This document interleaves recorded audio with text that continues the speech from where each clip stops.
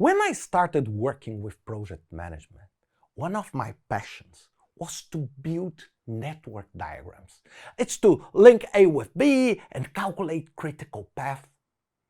But I had a challenge. How do I do to represent, calculate, and handle complex links like loops? For example, A depends on B and B depends on A. This does not exist in the traditional PERT CPM. And this is why DSM is one of the most fantastic tools we can use to model complex relationships in project management and product development. So in this class, I want to explain to you the basic and fundamental concepts of DSM, or Design Structure Matrix.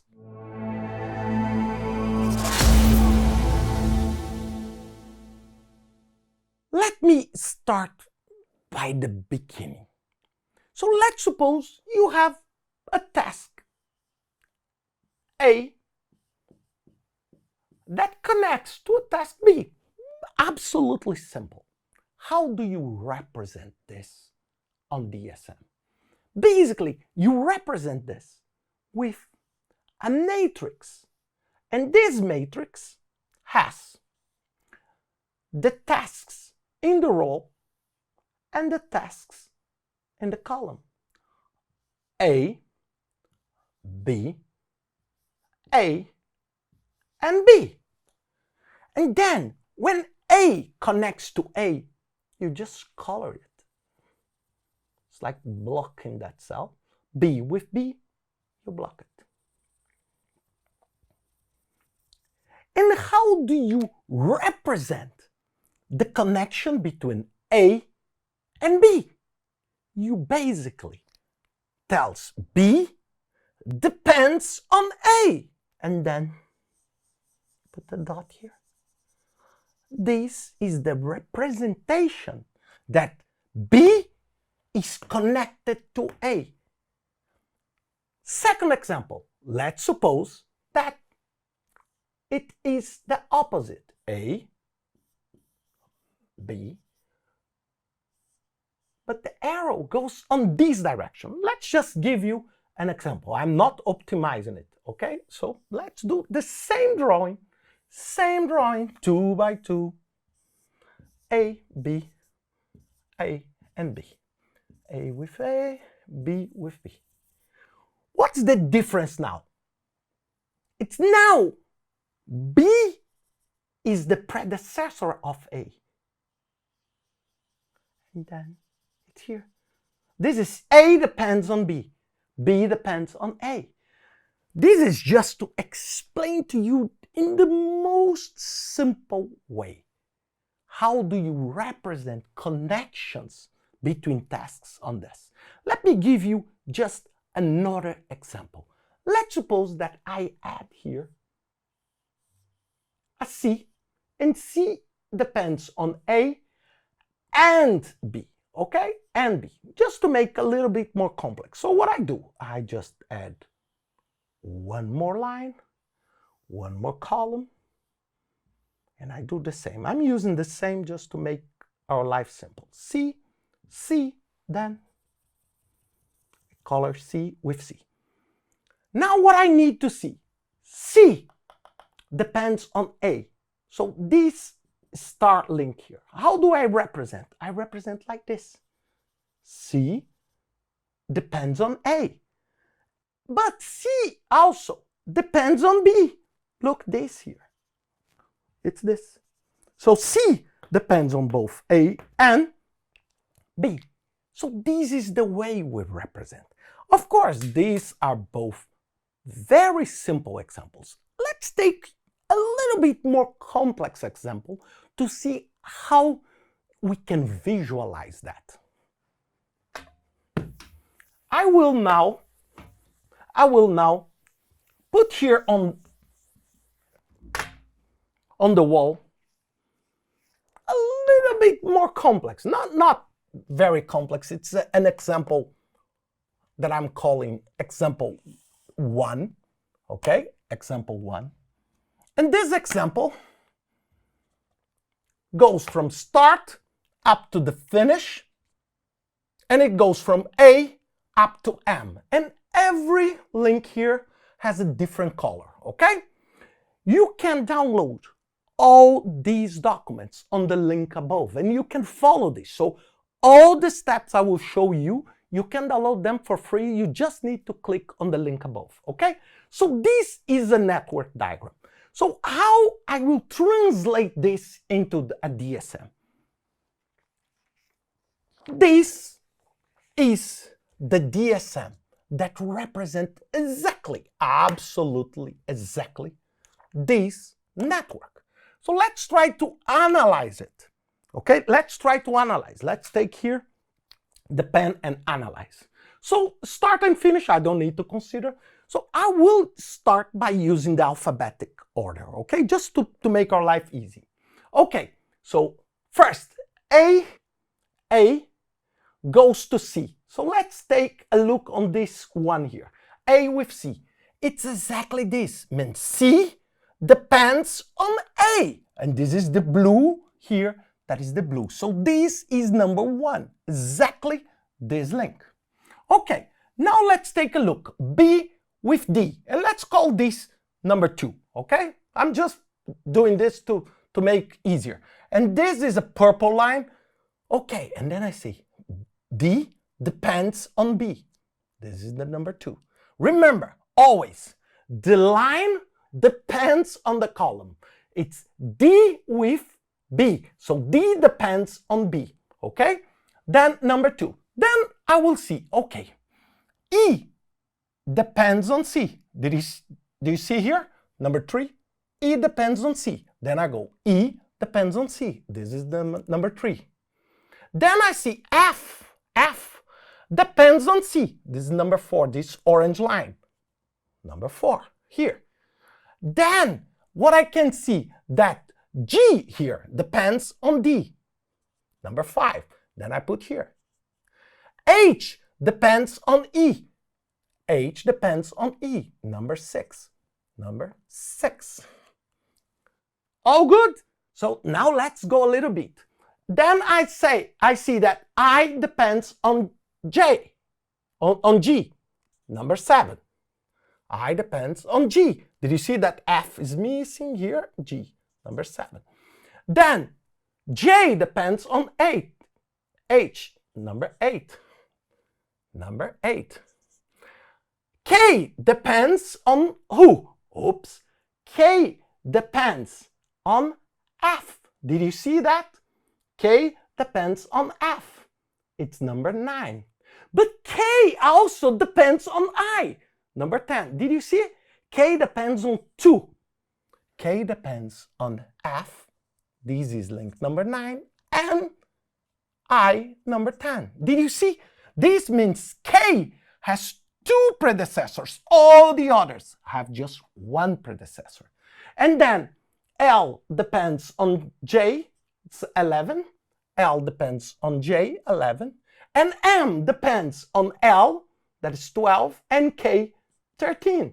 M, K, 13, and L, 12.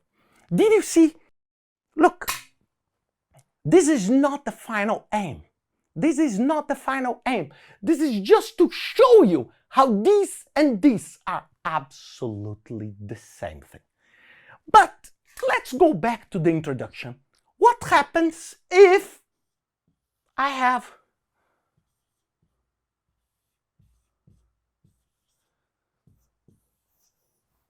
this link? How do you do that? On DSM, it's absolutely easy. You just do this. Look. A, B, A, B. B depends on A. Is this arrow here? Then you put here. A depends on B. That this is the size. Then this. This is what we call a coupled link. Means the two of them work together. On this case, I didn't use that. But now, let me make things a little bit more complex so you can see the value of DSM. Let's take pretty much the same network that we saw here. Absolutely the same, very minor changes. And which is the main change? Look, everything the same, everything the same, everything the same. Oops, there is something different here. There are two things that are slightly different. First one, this here. Look, F and G are coupled. Did you see the link for the two sides? And the second one is K. Let me put 2 marks here. K goes back to E. So there are two things happening here. How these two things will be reflected on the DSM. Now I'm making, it's still a very simple example, but now I'm making it more interesting for you to understand. So take a look here. Take a look here. What is the difference? Let's try to understand. First, F and G. Did you see that? F and G. This link now, it's exactly this link here. Did you see? Did you see the two red ones? F connected to G connected to F, F connected to G. So everything, this is an example of the couple like I showed with to you with A and B.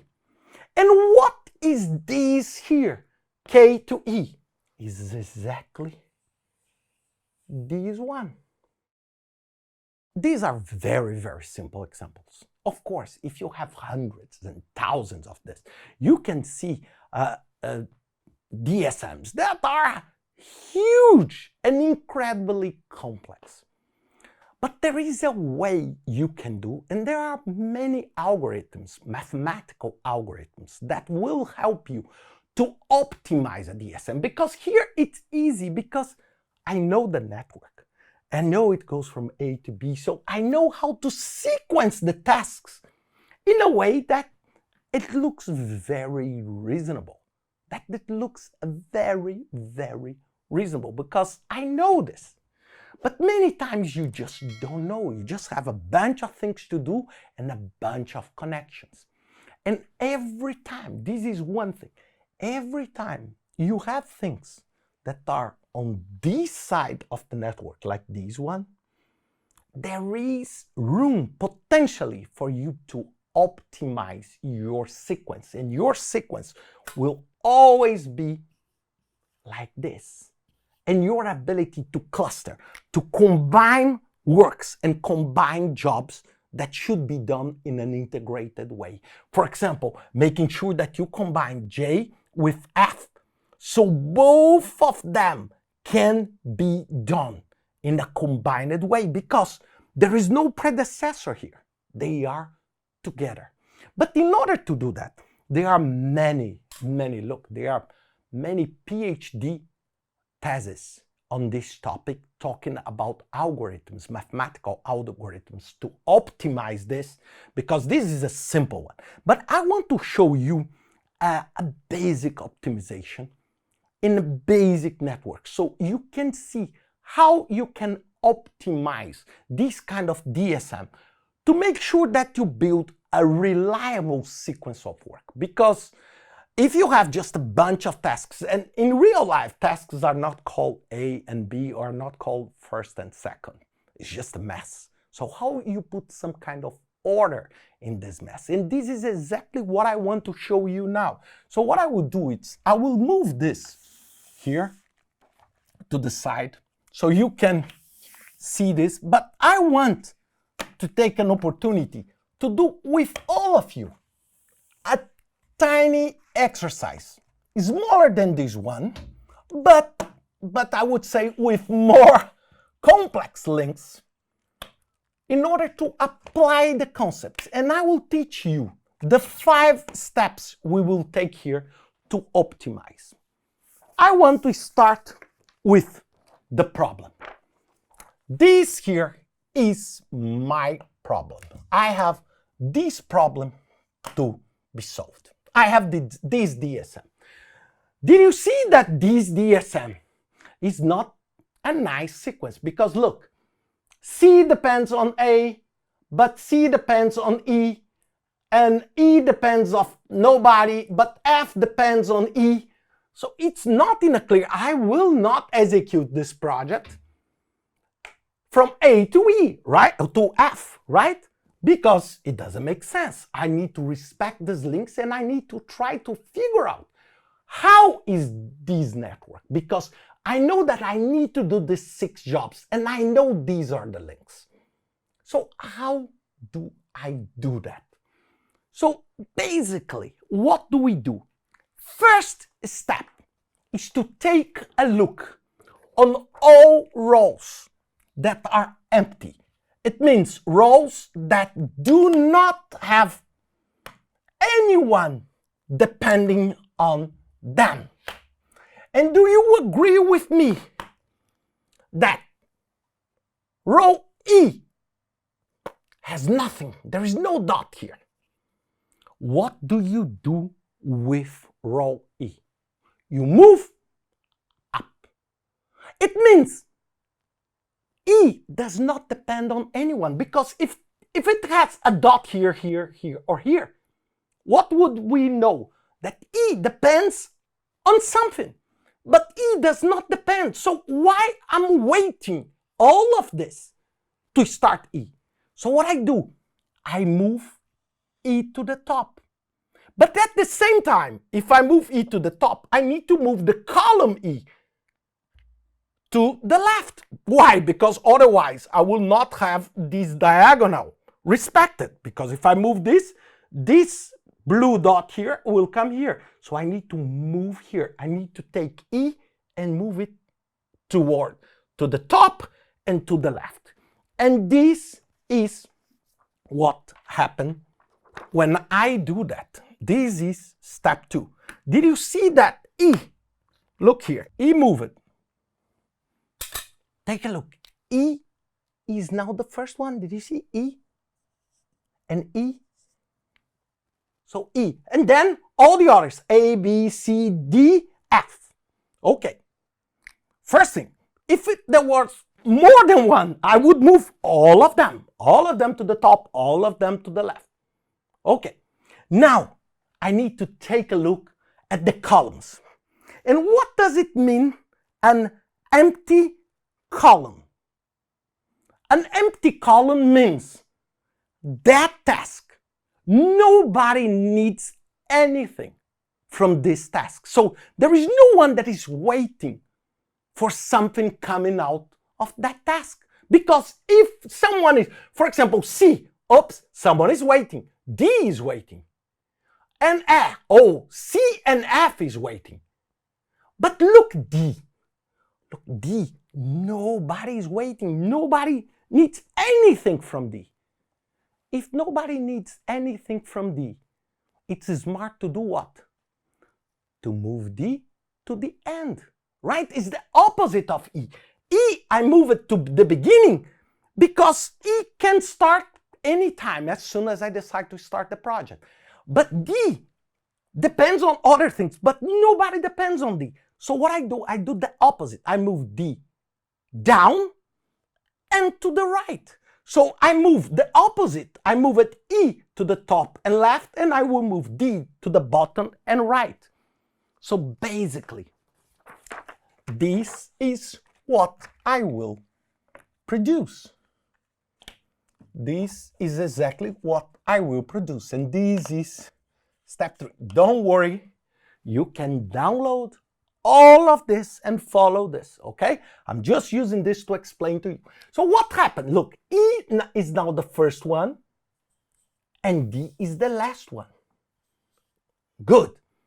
Now, I need to take a look and see, okay, which tasks have dots above the diagonal, okay? and that are far from the diagonal. For example, one dot here is worse for me than one dot here. It means there is more discrepancy to move than a dot here. For example, one dot here and one dot here. This is worse than this. I would love, okay, in a perfect environment, I would love to bring everything down. And this would be a perfect network. But in real life, this is not possible. Look, this case, for example, okay? So what I do, I identify. So take a look on this line B here. So this line B here has this dot, okay, here. And at the same time, I have A here, but A is a little bit closer. So this. And what is important? If the task is far away on the diagonal, it's better that I do it earlier, because I will bring automatically it a little bit close to the perfect. The perfect place is around and close here. The perfect, I would say the perfect sequence would be something like this. Imagine this, okay? Imagine this, all the dots down here. This would be, if I represent something like this, it will be exactly something perfectly like this. Okay, but real life, this, forget that. Let's erase this, because real life, this does not exist. Okay, and then what I do, I need to move up. So E is here, B will move up. And I will do this many, many times, as many as I could find. And then what happened? Of course, I will not move B to happens before E. Why? Because E is already the first one, because E is the one that does not depend on anything. So I don't need to worry. So what happens? So look, E, then B, then B, then A, then C, then F, then D. So far good. But going from 3 to 4, oops, there is still another point here. And then I do the same with F. Let's bring F to the top. So what I do the same and I bring F to the top. I will bring F to the top. Take a look here. F to the top. So what happens? I would say in this case, this of course was intentional, but now I solved the problem, because the sequence of execution should be E, F, B, A, C, D. And look, I did that to have a good solution. But in real life, it's very important. Many projects will have loop, and you will do this billion times, that you will never have something that is everything below the diagonal. But what happens? You turn something that is more complex into something that is less complex. And then you can do a process like clustering, and you create clusters of work. And these clusters can be managed as a different project in large, complex programs. And you can do that, for example, these 5, 6 packages of work as one main effort. And when you see this, this is the network. So this is this network. That is this, that is this, this. What is the difference between this and this? This is a much more reasonable network, and a much easier for me to say, because remember, when I saw this, I was unable to take a look on this. I was unable to identify that E is the first, D is the last. And of course, look, these are only 6 tasks. Imagine a process where you have 1,000. How do you do that? And this is why, for example, there are many softwares that do that. And I need to tell you, every single complex development use the concept of DSM, because it's non-conventional. You are not just respecting these basic networks. These basic networks, they only exist for you to learn project management. But in real life, things are completely, this is so common. What is even more common is to have 100 of this coupled links. And this is not sorted out by traditional ways of solving, like Microsoft Project. It does not do that. Try to create A, B, and C. Link B into A, C into B, and C and A into C. When you do that, you will receive a message. You created a loop. But then it's hard for you to go to Microsoft Project and say, but real life has loops. And this is exactly why the DSM is so helpful.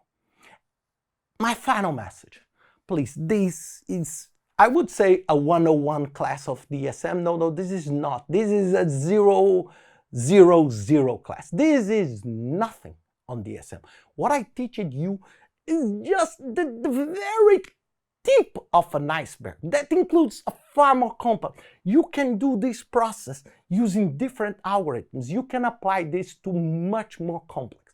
My aim here is to help those who never heard about DSM, who have no clue about what DSM is about, that knows networks, that you can use this kind of structure to manage large, complex systems. And this is one of the key things that will make our projects more successful in the future, because projects are becoming more and more complex. I want to dedicate this video to the team that is behind the DSM, to Professor Eppinger from MIT and to Professor Tyson Browning. They invited me to speak a couple of years at their DSM conference, and this is just incredible and something very helpful. And thank you very much for watching this video. Please join us on this journey. Subscribe the channel. I publish videos on project management, risk management, crisis management, DSM tools and techniques like that. So join us in this journey to help to connect ideas into reality and bring successful projects to life.